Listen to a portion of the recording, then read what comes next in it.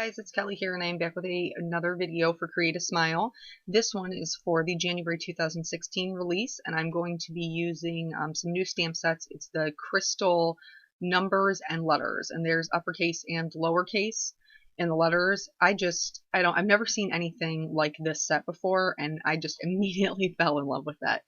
So I wanted to do some white heat embossing. I drew myself a couple of guidelines for stamping out my sentiment. It's going to say happy 30th birthday. The way that I do it is I find the tallest letter that I'm going to be using in that row, and then I make my lines that wide. So sometimes it's a little difficult to see when you're stamping multiple images and you're doing the white embossing powder.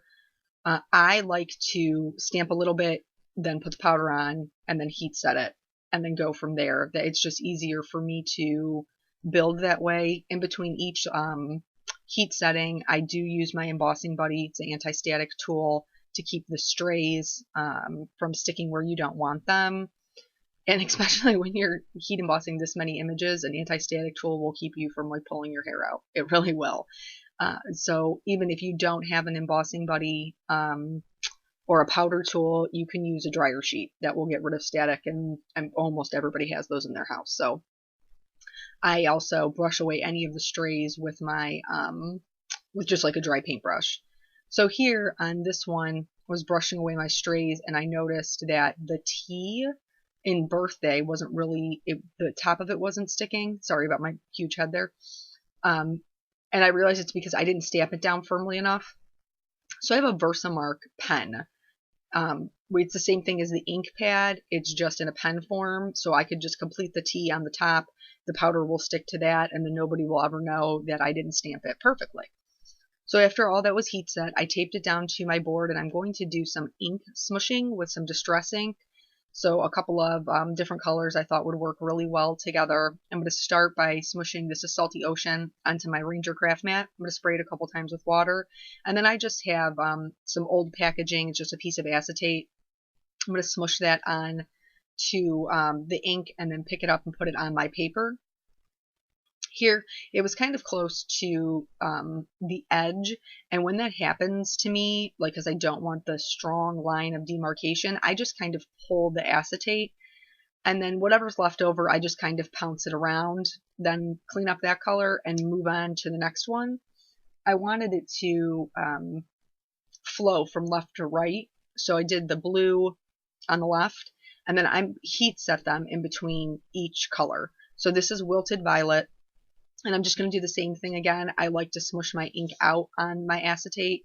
And then you'll see here on the purple how it's real close to the edge there. I'm just going to turn it to the left a little bit so that the edge isn't a straight, hard line.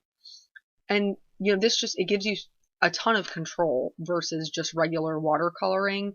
It doesn't necessarily give you as smooth of a background. If you wanted more solid color, you could paint a background and dry it and then do the ink smooshing on top of it. That's an option too. I just kind of wanted something that was fun and playful, a little messy. So this is how I decided to do it. I knew it wasn't going to give me complete coverage, but I was all right with it. I figured it would be covered enough for the look I was going for.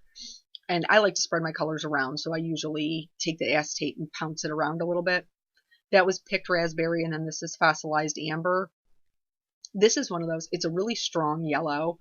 I love it. I think that it's beautiful, but like you want to be careful because even though you're drying each layer in between, they're still going to reactivate when you hit them with the water.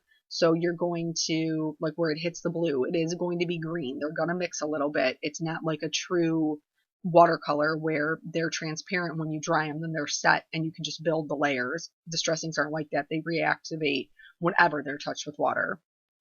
This is my last color, and this is Lucky Clover, and it is more of a, like a mint green, but when I put it on top of that Fossilized Amber, it becomes almost like, well, it's not as bright as Twisted Citron, but it's definitely a yellow green, maybe like a mowed lawn. So I'm going to, again, dry that down. And then I really wanted to highlight those letters. Like you can see them, but you can't see them as well. So I'm taking just a little bit of each color and smooshing it down on my craft mat, and then I'm going to use the number 2 round paintbrush, and I'm going to start painting in those letters. I'm not making sure my coverage is even. I want them to be varied. They are quote unquote crystal letters, so each facet of the crystal would have a different color, a different dimension. The light would hit it differently. So I'm totally fine with the fact that it's going to be uneven. And then I just colored wherever, like if there was blue in the background, I put blue on top of it. If there was purple in the background, I put purple on top of it. Because I am going to use another little trick to really make them pop out from the background. And again, this isn't something that you necessarily have to do. I just felt like it would help them show up a little better. You can do, well, you've heard me say this before, you can do whatever you want to do, whatever is pretty to you. So the, because it is I don't want to use the word sloppy because that sounds not pretty at all. It is a messier background. So I have some, colors that are more solid, and then I have little specks of colors, and I just thought that it would be pretty to blend them, especially the pink and the yellow. It gives like a really pretty coral color. So when I put the pink into, I think it's the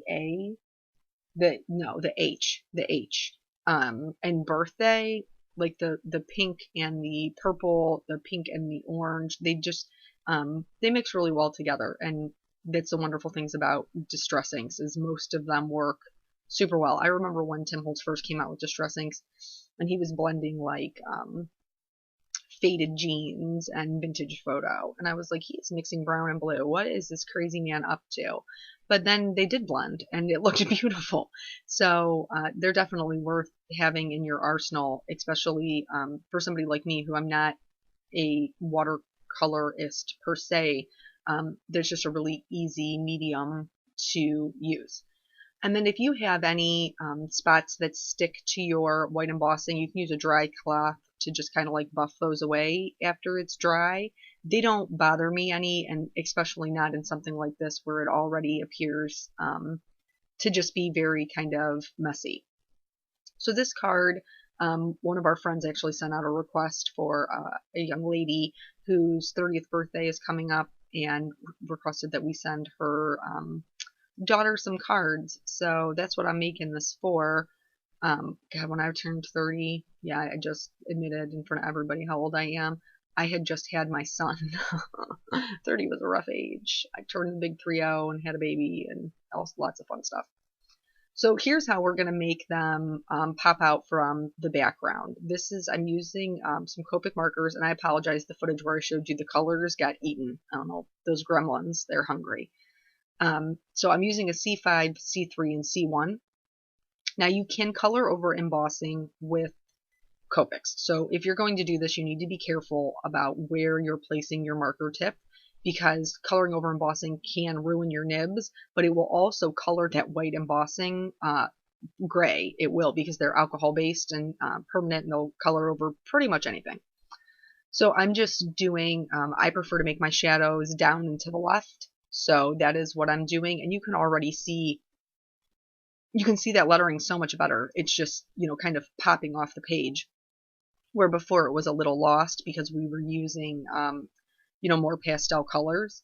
I like to blend my shadows out into the background. So after I did the C5, I went in with the C3, and then the last color I used was the C1, and that just really blended it into the background so I didn't have any weird harsh lines.